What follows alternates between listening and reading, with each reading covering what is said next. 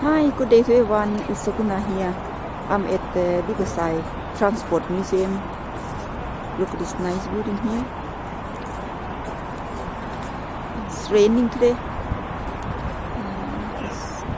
Inside, outside. We'll go inside a minute. Hope everyone have a good day. And this is welcome to Glasgow. And you show it's rain. Let's see this. See my camera getting wet.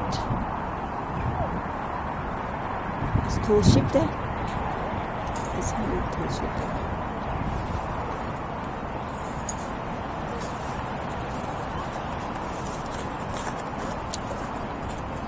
The Transport Museum is established in 1964. It used to be located in Pollokshields, and it moved to Kelvin Hall in 1987. And stay there until 2010, and on the 21st of June 2011 it moved to here, moved to the new building here.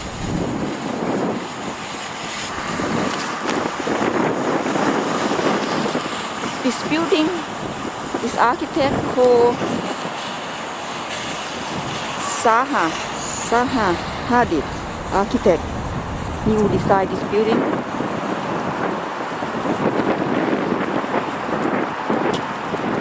can see in the front.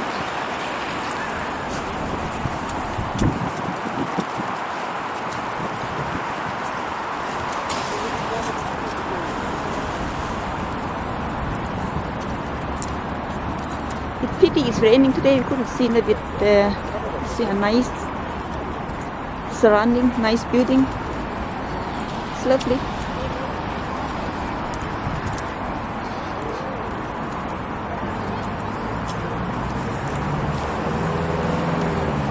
Let's see. Got a burger one here. Ice cream one. Let's see.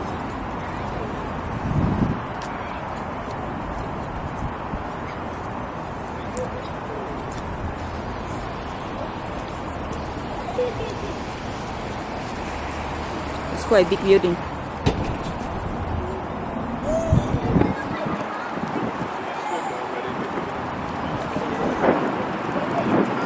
It's going now.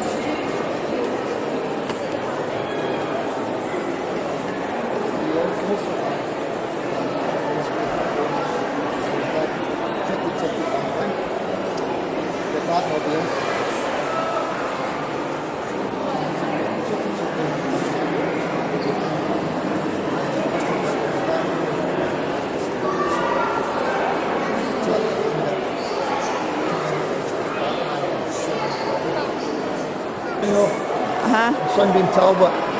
Rot and Renault. Yeah, yellow ones are Renault. Renault one are yellow.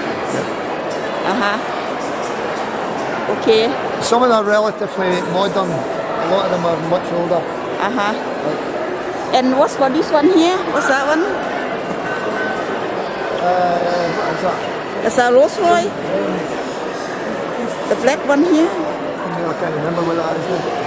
A lot of these old cars look very similar. Similar, yeah. But the very first motor car to be built in UK was built in Glasgow in 1895. And what's that car? What's that one? It was called a Mocha. A Mocha. Mocha. Yes. It was a railway engineer who had seen cars coming in from Germany and France because Britain did not have a car industry.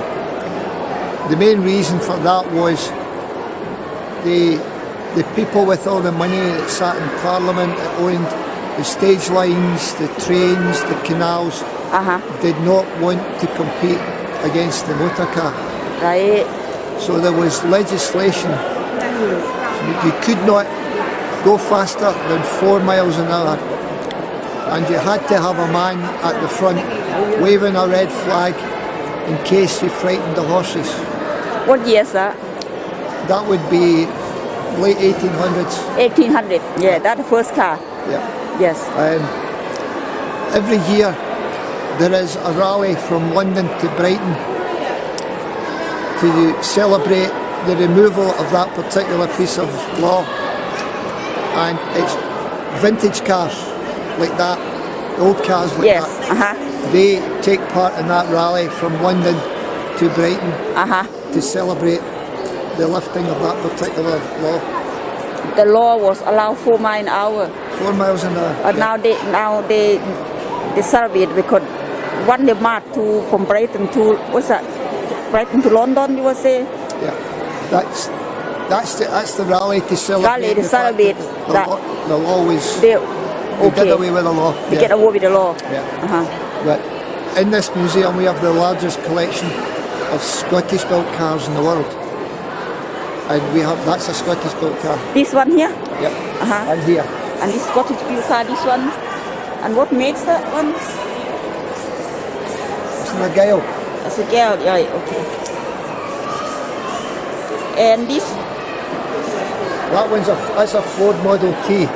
This is Ford Model T, this one here? Yeah. That's just to show you the comparison between the Ford that's built in America. They did build quite a few Model Ts in England as well. Yeah, and that's the top bit. That's the bodies. That's the bodies, yes. This is quite a nice seat, isn't it? Oh yeah. Look at the comfortable seat in the back. That was top of the range car when it was built. The top of the range car when it's built. Yeah. And this one here? That's a Gale as well. That's an Arnold Johnson dog cart. Arnold Johnson dog cart, And that's an Albion. An Albion. This one. Albion are better known for building trucks and buses. They're better known for building trucks and buses? Although they don't build any vehicles now.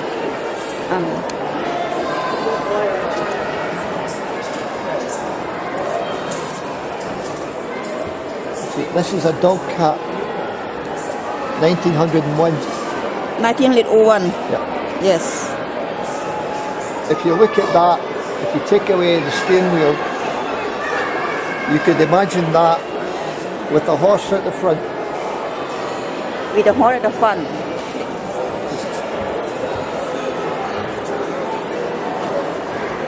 Can the horse actually pull this? So the horse can pull this? No, it's got an engine, but the design of the very first cars, we're talking in the 1900s, were very similar to the horses and carts that were there at the time. I see. Gradually it developed into something much more. Is that why the wheel so small? Yeah. The design quite light, the wheel quite small, so the horse can pull. Yeah. I see. Well, you'll see that it's got wooden spokes The wooden spoke, yeah. The Solid. inside view is wooden spoke. Yeah. Solid tires. That's 1901. Say there, so that. Yeah.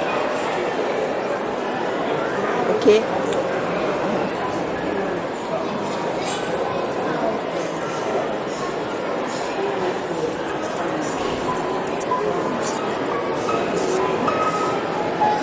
Well, we'll maybe go and have a walk through the street. Okay.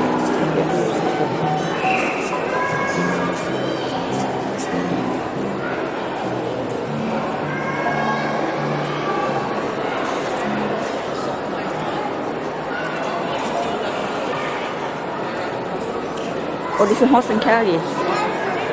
This is a reconstruction of a typical Glasgow street from the early 1900s. Yes. It's about 1930. 1930, 1938, 38. No, 1900 to 1930. 1900 to 1930. Yeah. It's replicated here. This would be typical of a lot of the Glasgow streets at that particular period. Yes. So you had horses and cars. Horses and carriage. And of course, if you know anything about horses, you know they very often leave a lot of things behind. Yes. We don't have that here. They don't have that there.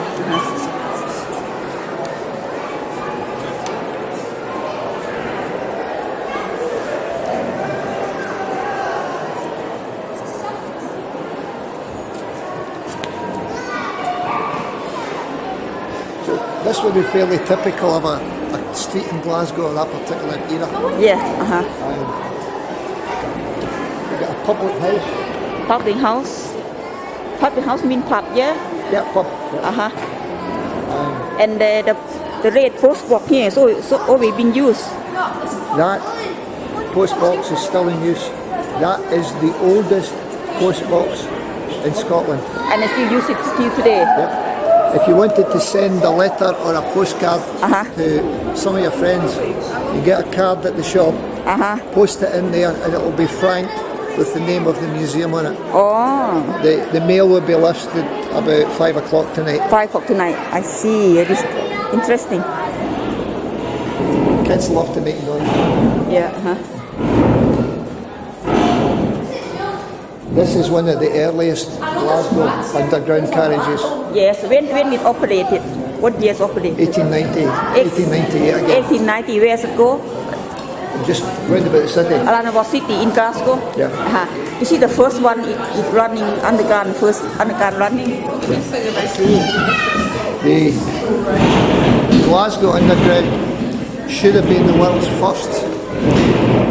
Unfortunately, the first few days it went into operation, there was a derailment. One of the carriages came off the line, so everything was closed down until they found out what had caused it. By the time they got it up and running,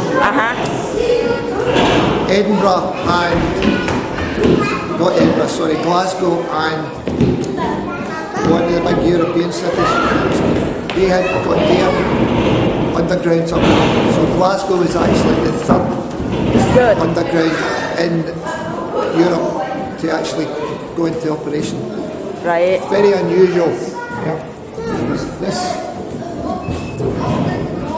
This is what propelled the cars. It's a continuous rope which went round. Yeah. All the way around. Yeah. And this is Victorian engineering at its best. Where that steam engine which drove that.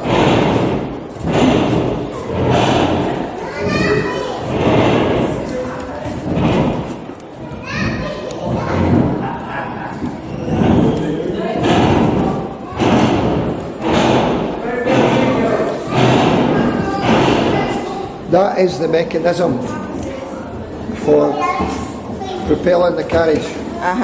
The rope that you saw over there went through that channel at the bottom. Yeah. And when the driver turned the wheel, it gripped the rope and off it would go. I see. And it worked perfectly well until the rope broke. The rope broke. So if the rope broke, then it stopped. Everything stopped until they had it fixed again. Oh no. And it didn't last very quite a few years later they decided to put electric motors on them. Yes. So each carriage was individually powered, and they get rid of the rope. Get it the rope. But that carriage there is one of the very earliest one. That's one of the oldest ones. Is this the first one? This one? Yeah, That's the first one. that's the very first one. That's 1901, 1980, 1890s, yes. 1890. Like 1890, yeah, thereabouts, yeah. That built in 1890. Yeah. Right, good. So what they did with the rope propelled ones, they took them into the workshop and they put electric motors on them, so they used the same carriages. But I just change the engine, just Yes. get mapping the engine. Yes. That's clever, isn't it? Yeah. Yeah. All Glasgow Underground carriages have doors on this side. There's no doors on the other side Oh, because all the platforms are on. If you're sitting in the carriage, it's on the left-hand side. That means that nobody ever saw the inside of the carriages. is that the reason why? So they didn't bother painting them No, because nobody could see it. nobody can see it. Because they all went in the same direction with the doors on this side. So there are no doors on the other side. Just the door on this side here. Yeah. How many carriages? This is just one, but No, there'll be several. 6, 7 or 8. Depends on how busy it was. Yeah. They would have extra carriages on for the people going to work and coming home from work, etc. Yeah.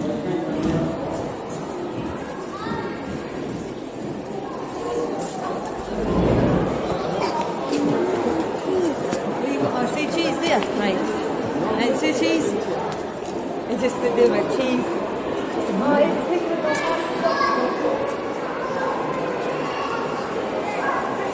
Again, these shops are all typical of what you would find in most of the Glasgow streets of the period.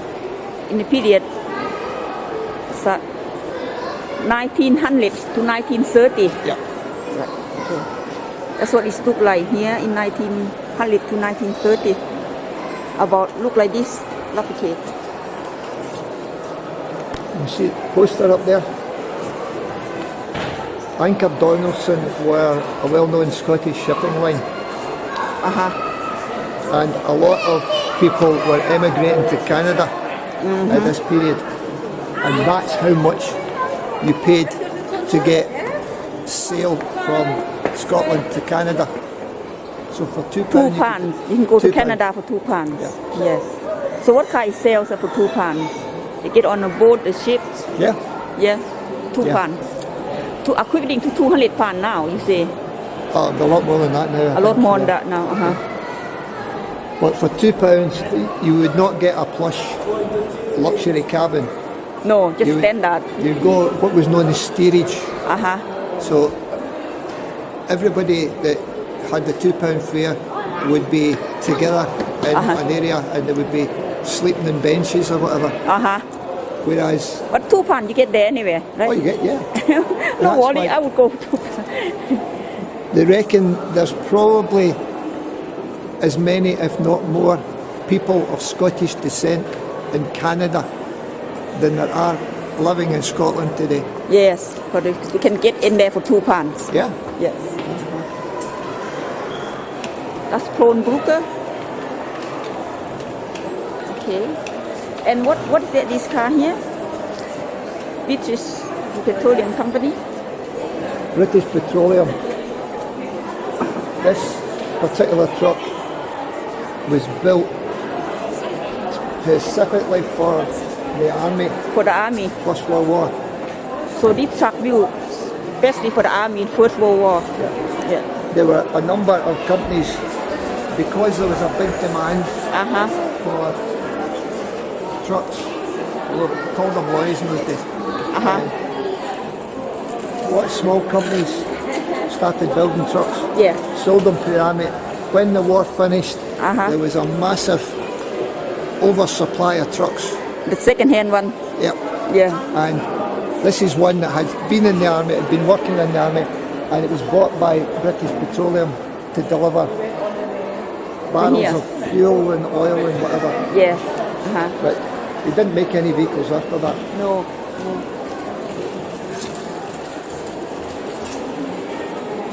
And this is tram, typical tram, The horse-drawn tram. horse joints. Yeah. Oh, the horse in the front. Horse-drawn tram, yes. Before the electric tram cars appeared on the scene. Or before electric car appeared, this is Yeah. the horse one. That must be quite heavy for the horse. So you go up there, go and sit up there. So how many seats in the top? I don't know how many was there. I think about 6, eh? You see along the side at the top, you get these boards. Yeah, These were known as decency boards. decency board. And that was so that any ladies who went upstairs, anybody on the road Uh-huh. could not see their ankles. Oh, I see. So the decency board. So Yeah. in the old day, they sit there, so no one can see her ankle. Yeah. Is she wearing a skirt? Yeah, big long skirts. Or but- big long skirt, but don't Oh, no. You couldn't look at somebody's ankles. No, No. no, it's nonsense. Shouldn't be looking. You think about what we do today. Yeah, you can skirt up here today.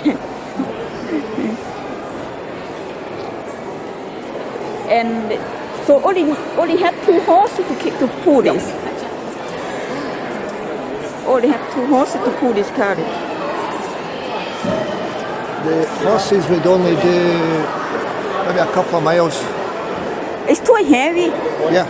Well, that's why they only did a couple of miles. Then they would rest and they would change To fresh horses. horses, Yes. and off they went. But the advent of the horse-drawn trams made a big difference to the city of Glasgow, Uh-huh. because prior to that, the vast majority of people lived within the city boundaries, Uh-huh.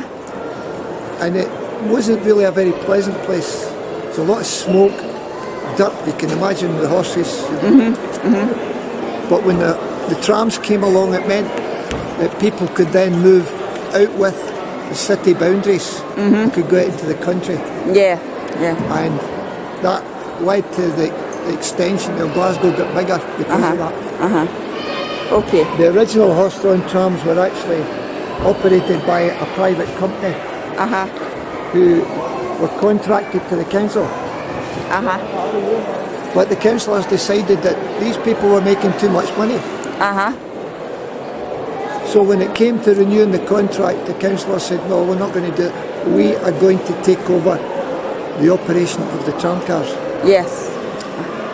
Problem was the company who was running the trams had used the rails. The corporation could not use the rails. So they had to build a depot to train the drivers of the cars, the conductors. They had to employ vets, farriers to look after the horses, shoe the horses, all that sort of stuff. Bodybuilders to build Yeah. the bodies, all that sort of stuff. Uh-huh. And the idea was that when the contract finished, we'd finish at midnight tonight, for example. Uh-huh. The company who up until then had run it, that would be then finished, and then the council would take over. That was the plan. Uh-huh. But what they hadn't planned for was the fact that all the horses were actually drinking out the same horse troughs. Wow, what happened now? A number of horses had horse flu, Yes. which is very contagious. Yes. And when they went to start up the new service, they only had about 50% of the horses needed to actually do that. And it took them a long time to fix them. Oh, yes. So imagine, poor horse. It's a bit of Uh-huh. a problem for them. Uh-huh. And what is the engine here? This bit here is all about fun fairs. you Fun know. fair. Shows the showmen in Scotland are called showmen. Uh-huh. And that's a tram? That's a traction engine. Oh, traction engine. Nowadays, these fun fairs, they'll have a truck with a big generator on the back of it. But In the old day, they use this. these are steam powered, of course, and they would have that big wheel there with a big belt, which big drove belt. a dynamo to provide the electricity for. I see. All different lines. So just say that the horn.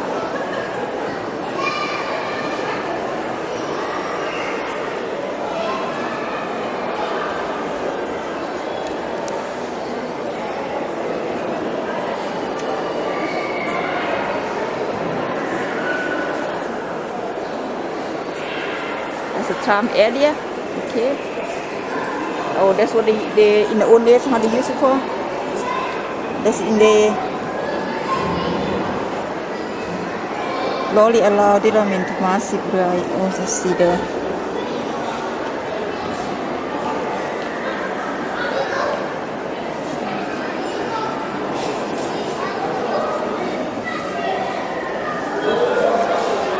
The people who own these fairgrounds, they travel all over the country.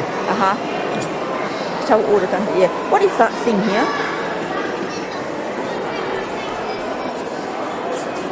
That's a projector, Projector. cine projector. And that's a slide. There would be, nowadays everything's electrical, of course, but there would be an oil lamp or something in there to provide the light to project the slides. Oh, projector. See. That's another one. Another one. It's the own projector.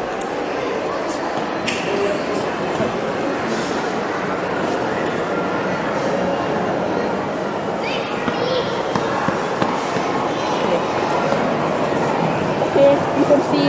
What we have now is something like this. Oh yeah, this is what we have now. And any more car down this way? Sorry, down. As you can see the tram, Very first electric trams. electric tram. Again, everything seemed to happen round about the end of the early, 1890s. 1890s. Yeah, 1898 again.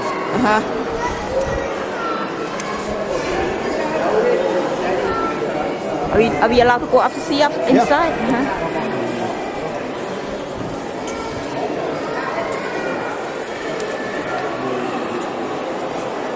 You see the tram, first electric tram. You can see. That's what we're sitting like. Okay. This is what Glasgow people, they're great at coming up with nicknames for things. So this, when they saw this for the first time, they nicknamed it the room and kitchen. The room and kitchen. The room and, that might not mean anything to you. No. I'll try and explain. In the tenement houses, like over there, Glasgow tenements could be 4 stories high. You would have a number of different permutations for houses. On the ground floor, Yeah. the entrance, the close as it was known, you would have, normally at the back, you would have what was known as a single end. It would be one room, and maybe an elderly person on their own or an elderly couple on their own. They had a sink, a cooker, usually gas, and that would be it. They would slept there, they did their washing, their cooking, everything was And they done. stay there, they sleep there, cooking, washing there, and sleep there too. The next one up would be a room and kitchen, A room and kitchen. and the room was the posh bit. Yes.